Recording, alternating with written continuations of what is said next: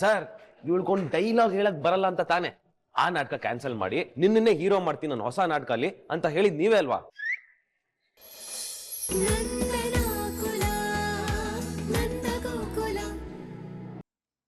ಯಾಕೋ ಇಷ್ಟೊಂದು ಕೋಪ ಮಾಡ್ಕೊಂಡಿದ್ಯಾ? ಅಪ್ಪ, ಆ ನಂದ ಮತ್ತ ಮನೆಯವರು ತಾಂಬೂಲ ಬಟ್ಲನ್ನ ಇಟ್ಕೊಂಡು ಎಲ್ಲಿಗೋ ಹೋಗ್ತಿದ್ರು. ನಾನೇ ನೋಡ್ದೆ. ಎಲ್ಲಿಗೆ ಹೋಗ್ತಿರ್ಬೋದು? ನನ್ ಗೆಸ್ ಪ್ರಕಾರ ಆ ಮಾಧವಂಗೆ ಸಂಬಂಧ ಬೆಳ್ಸಕ್ಕೆ ಹೋಗ್ತಿದ್ದಾರೆ ಅನ್ಸುತ್ತೆ. ಅವ್ರ ಕೈಯಲ್ಲಿ ತಾಂಬೂಲ ತಟ್ಟೆಗಳಿದ್ದು ನಾನೇ ನೋಡ್ದೆ.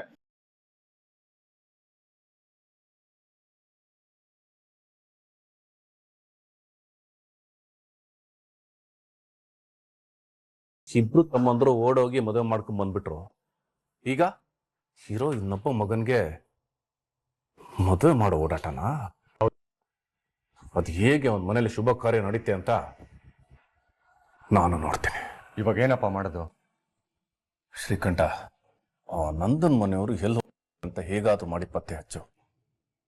ಮೊನ್ನೆ ತರನೇ ಅವ್ರು ನೋಡೋ ಸಂಬಂಧನ ನಾನು ಮುರಿತೀನಿ. ಸರಿಯಪ್ಪ.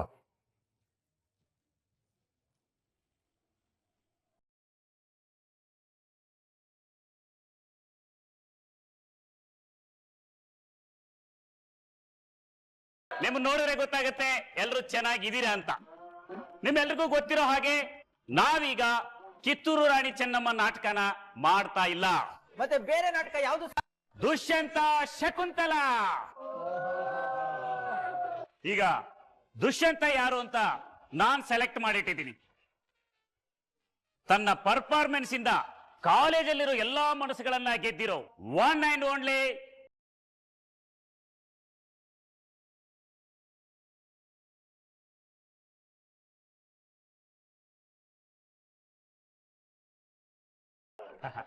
Welcome on the board.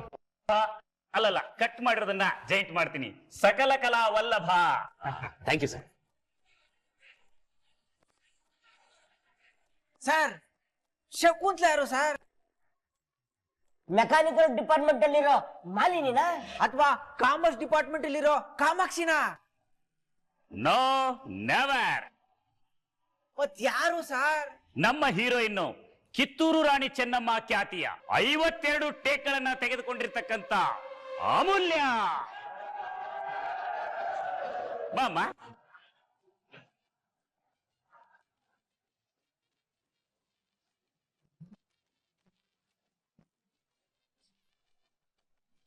ನೋವೇ ಚಾನ್ಸೇ ಇಲ್ಲ ಸರ್. ಇದು ಮೋಸ ಅಂದ್ರೆ ಮೋಸ. ಸರ್ ಇವಳ್ಕೊಂಡ್ ಡೈಲಾಗ್ ಹೇಳಕ್ ಬರಲ್ಲ ಅಂತ ತಾನೆ ಆ ನಾಟಕ ಕ್ಯಾನ್ಸಲ್ ಮಾಡಿ ನಿನ್ನೆ ಹೀರೋ ಮಾಡ್ತೀನಿ ನಾನು ಹೊಸ ನಾಟಕ ಅಲ್ಲಿ ಅಂತ ಹೇಳಿದ್ ನೀವೇ ಅಲ್ವಾ? ಇದಕ್ ಇವಳು ಹೀರೋಯಿನ್ ಇದೇನ್ ಲಾಜಿಕ್ಕು ಸರ್? ಇದು ಲಾಜಿಕ್ ಅಲ್ಲಪ್ಪ, ಮ್ಯಾಜಿಕ್. ಸರ್, ಇವನ್ ದುಷ್ಯಂತ ಆದ್ರೆ ನಾನ್ ಶಾಕುಂತ ಆಗಲ್ಲ ಸರ್. ಅಷ್ಟಕ್ಕೂ ಇದಕ್ಕೆ ದುಷ್ಯಂತ ಕ್ಯಾರೆಕ್ಟರ್ ಅಲ್ಲ, ಯಾವ್ದಾದ್ರು ದುಷ್ಟ ಕ್ಯಾರೆಕ್ಟರ್ ಕೊಡ್ಬೇಕಿತ್ತು. ಸರ್ ನಾನು ಈ ನಾಟಕಕ್ಕಿಲ್ಲ ಸರ್. ನಾನು ಅಷ್ಟೇ ಸರ್. ನಿಮ್ ನಾಟಕಕ್ಕೆ ಒಂದ್ ದೊಡ್ಡ ನಮಸ್ಕಾರ. ಇರಮ್ಮ ನೋಡು, ನಿನಗೆ ಚೆನ್ನಾಗಿ ಆಕ್ಟಿಂಗ್ ಬರಲ್ಲ, ಡೈಲಾಗ್ ಹೇಳಕ್ ಬರಲ್ಲ ಅಂತ ಆ ವಲ್ಲಭ ನಿನ್ನನ್ನ ಅಂಡರ್ ಎಸ್ಟಿಮೇಟ್ ಮಾಡ್ತಾನೆ. ಹಾ, ಅವನು ಹೇಳೋದೆಲ್ಲ ರಾಂಗ್ ಅಂತ ಪ್ರೂವ್ ಮಾಡಕ್ಕಾದ್ರೂ ನೀನ್ ಆಕ್ಟಿಂಗ್ ಮಾಡ್ಬೇಕಮ್ಮ.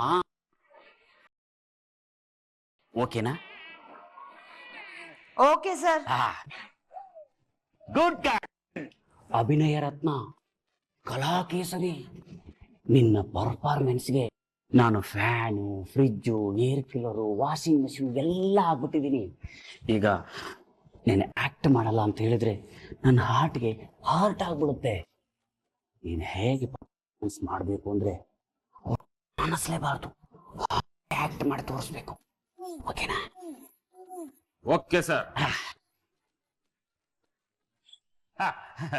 ಒಂದೇ ನಿಮಿಷ ತಗೊಂಡ್ ಬಂದ್ಬಿಡ್ತೀನಿ. ಓಕೆಮ್ಮ? ಸರ್, ಏನ್ ಸರ್ ಇದು? ನೆನ್ನೆ ಆಗಿದ್ ಸಾಕಾಗಿಲ್ವಾ ಸರ್ ನಿಮ್ಗೆ? ವಲ್ಲಭನ ಅಮೂಲ್ಯನ ಒಂದೇ ನಾಟಕದಲ್ಲಿ ಇಟ್ಕೋಬೇಡಿ ಅಂದ್ರೆ ಅವನ್ನ ಇಟ್ಕೊಂಡು ಹೀರೋನಾಗಿ ಆಕ್ಟ್ ಮಾಡಿಸ್ತೀನಿ ಅಂತ ಇದೀರಲ್ಲ ಸರ್. ನೋಡಿ, ನನ್ನ ಹಿಸ್ಟ್ರಿಲಿ ಎಷ್ಟು ಜನ ಹೀರೋಯಿನ್ನ ಒಂದು ಮಾಡಿದ್ದೀನಿ ಗೊತ್ತಾ? ಹಂಗಂದ್ಮೇಲೆ ಇವರಿಬ್ರು ನಾನು ಕಿತ್ತಾಡೋಕ್ ಬಿಟ್ಬಿಡ್ತೀನ? ನೋಡ್ತಾ ಇರಿ, ಈ ನಾಟಕ ಮುಗಿಯೋಷ್ಟರಲ್ಲೇ ಇವರಿಬ್ರು ನಿಜವಾಗ್ಲೂ ಡೀಪ್ ಆಗಿ ಲವ್ ಮಾಡೋ ತರ ದುಷ್ಯಂತ ಶಾಕುಂತಲೆ ತರ ಮಾಡೇ ಮಾಡ್ತೀನಿ. ಅಲ್ಲಿಗೆ ಸತ್ತು ಸರ್ವನಾಶ. ಅಲ್ಲ ಸರ್, ಇದಾಗುತ್ತಾ? ಹಾಗೆ ಆಗುತ್ತೆ. ಈ ಅಮೂಲ್ಯ ವಲ್ಲಭ ನಿಜವಾಗ್ಲೂ ಲವ್ ಮಾಡೋ ತರ ಈ ಶ್ರೀದೇವಿ ಮಾಡೇ ಮಾಡ್ತಾನೆ. ಇದು ನಾನು ಮಾಡ್ತಿರೋ ಶಪಥ.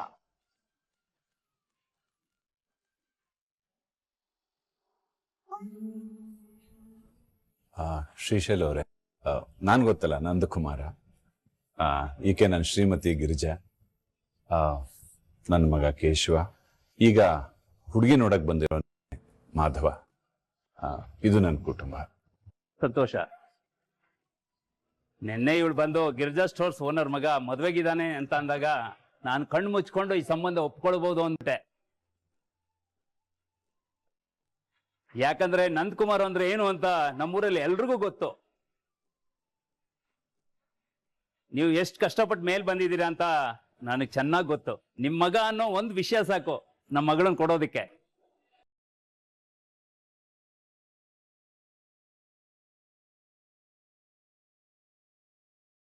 ಈ ಹುಡ್ಗಿ ಕೆಲ್ಸಕ್ ಸೇರಿ ಸ್ವಲ್ಪ ದಿನಗಳಷ್ಟೇ ಆಗಿರೋದು. ಆಫೀಸ್ ನಲ್ಲಿ ಎಲ್ರ ಜೊತೆ ತುಂಬಾ ಚೆನ್ನಾಗಿ ಬೆರ್ತಿದ್ದಾಳೆ. ನಗ್ತಾ ತಡಿಸ್ತಾಳೆ. ಈ ಹುಡ್ಗಿನ ನೋಡೋದೇ ಒಂಥರ ಖುಷಿ. ಇವಳು ಹೇಳಿದ್ಲು ಅಂದ್ಮೇಲೆ ನನ್ಗೆ ಇನ್ನೂ ನಂಬಿಕೆ ಜಾಸ್ತಿ. ಹೌದು, ಅವಳು ನಮ್ಮನೆಗ್ ಬಂದು ಇನ್ನು ತುಂಬಾ ದಿನ ಆಗಿಲ್ಲ. ಸ್ವಲ್ಪ ದಿನದಲ್ಲೇ ನಮ್ಮೆಲ್ಲರ ಜೊತೆ ಚೆನ್ನಾಗಿ ಬೆರೆತು ಬಿಟ್ಲು.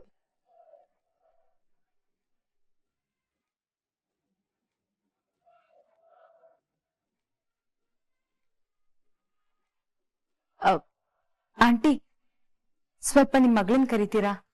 ಸರಿ ಮೀನಾ.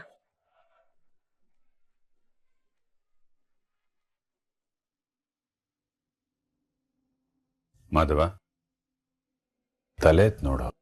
ಪರವಾಗಿಲ್ಲಪ್ಪ. ಏನಮ್ಮ ಹೆಸರು?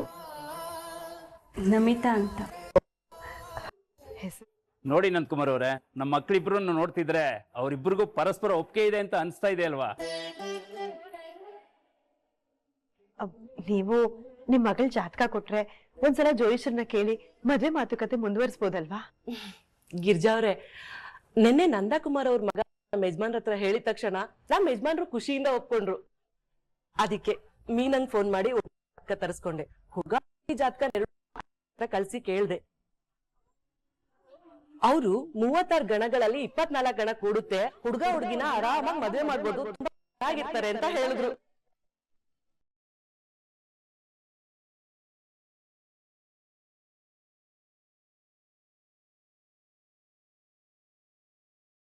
ಸಮಾಧಾನಕ್ಕೆ ಬೇಕಿದ್ರೆ ನೀವು ಜ್ಯೋತಿಷಿಗಳ ಹತ್ರ ಜಾತಕ ತೋರಿಸ್ಬೋದು, ನಮ್ದು ಯಾವ ಅಭ್ಯಂತರನೂ ಇಲ್ಲ. ಬೇಡ ಬೇಡ, ನೀವು ತೋರ್ಸಾಯ್ತಲ್ಲ ಸಾಕು.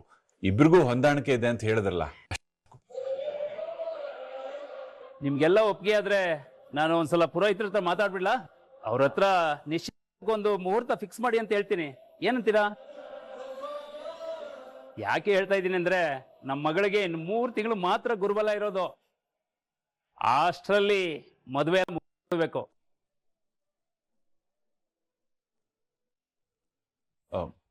ನಮ್ಗೆ ಈ ಸಂಬಂಧ ಸಂಪೂರ್ಣ ಒಪ್ಪಿಗೆ ಇದೆ. ನೀವು ಪುರೋಹಿತರ ಹತ್ರ ಮಾತಾಡಿ. ಸರಿ, ಹಾಗಾದ್ರೆ ನಾನು ಈಗಲೇ ನಮ್ಮ ಪುರೋಹಿತರಿಗೆ ಫೋನ್ ಮಾಡಿ ಬರ್ತೀನಿ.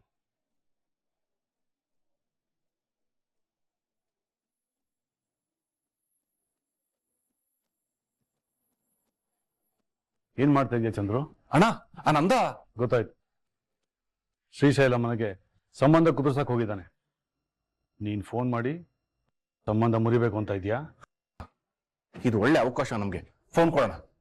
ನೀನ್ ಮಾಡ್ತಿರೋ ತಪ್ಪು ಚಂದ್ರು. ಅಣ್ಣ, ಏನ್ ಮಾತಾಡ್ತಿದ್ಯಾ ನೀನು? ನೀನೇನೋ ಆ ನಂದನ ಮೇಲೆ ಪ್ರತೀಕಾರ ತೀರ್ಸ್ಕೊಳ್ಳೋದಕ್ಕೆ ಈ ಸಂಬಂಧ ಮುರಿತೀಯ. ಆದ್ರೆ ಇದರಿಂದ ಹಾಳಾಗೋದು ಆ ಮಾಧವನ ಮದುವೆ ಮಾತ್ರ ಅಲ್ಲ, ಒಂದು ಹುಡುಗಿ ಜೀವನ ಕಣೋ.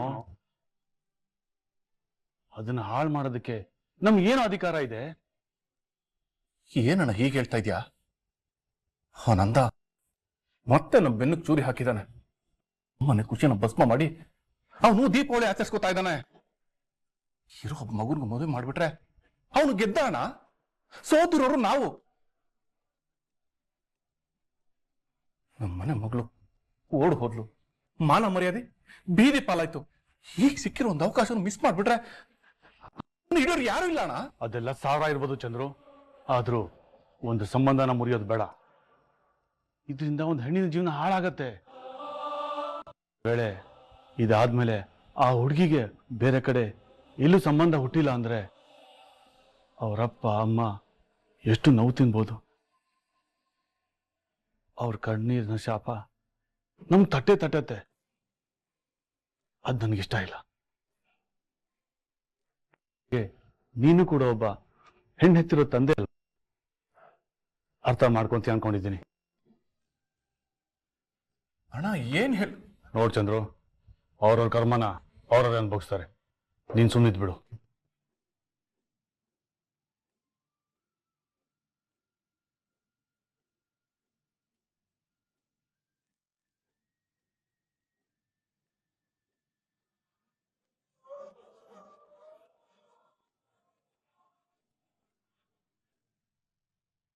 ಏನಪ್ಪ ಇದು?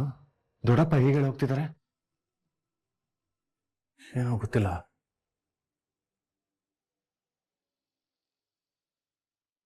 ಮೋಹನ, ಸ್ವಲ್ಪ ಡೌಟ್ಸ್ ಇತ್ತು. ಡೌಟ್ಸ್ ಇದ್ರೆ ಲೆಕ್ಚರ್ ಕೇಳಿ, ಕ್ಲಿಯರ್ ಮಾಡ್ತಾರೆ. ಆಕ್ಚುಲಿ ನಾನು ಲೆಕ್ಚರ್ ಹತ್ರ ಹೋಗಿ ಕೇಳಿದೆ. ಅದಕ್ಕೆ ಅವರು ಮೋಹನ ನಿನ್ ಡೌಟ್ಸ್ ಎಲ್ಲ ಕ್ಲಿಯರ್ ಮಾಡ್ತಾರೆ, ಅವ್ರಿಗೆಲ್ಲ ಗೊತ್ತು ಅಂತ ಹೇಳಿದ್ರು. ನೀವು ನನ್ನ ಡೌಟ್ಸ್ ನ ಕ್ಲಿಯರ್ ಮಾಡಿ. ಅವ್ರು ಹೇಳಿದ್ ನಿಜನೋ ಸುಳ್ಳು? ಸಾರಿ, ಇವತ್ತಾಗಲ್ಲ. ನಿಮ್ ಡೌಟ್ಸ್ ಏನಿದ್ರು ನಾಳೆ ಕ್ಲಿಯರ್ ಮಾಡ್ತೀನಿ. ನಾಳೆ ಮನೇಲೆ ಕೂತ್ಕೊಂಡು ಓದ್ಕೊಳ್ಳೋಣ ಅಂತ ಅನ್ಕೊಂಡಿದ್ದೆ. ಚಾನ್ಸ್ ನಂಗೆ ಏನಾದ್ರು ಡೌಟ್ ಬಂದ್ರೆ ನಾಳೆವರೆಗೂ ಯಾಕೆ ವೇಟ್ ಮಾಡೋದು, ಇವತ್ತೇ ನಿಮಗೆ ಕಾಲ್ ಮಾಡಿ ಕ್ಲಾರಿಫೈ ಮಾಡ್ಕೊಳ್ಳೋಣ ಅನ್ಕೊಂಡೆ. ಐ ಆಮ್ ಸಾರಿ, ನನ್ನ ನಂಬರ್ ಹಾಗೆಲ್ಲ ಯಾರಿಗೂ ಕೊಡಲ್ಲ. Don't mind. ನಾನು ನಾಳೆ ಕ್ಲಾಸಲ್ಲಿ ಸಿಗ್ತೀನಿ. ನಂಬರ್ ತಗೊಳ್ಳೋಣ ಅಂದ್ರೆ ಇಲ್ವಲ್ಲ.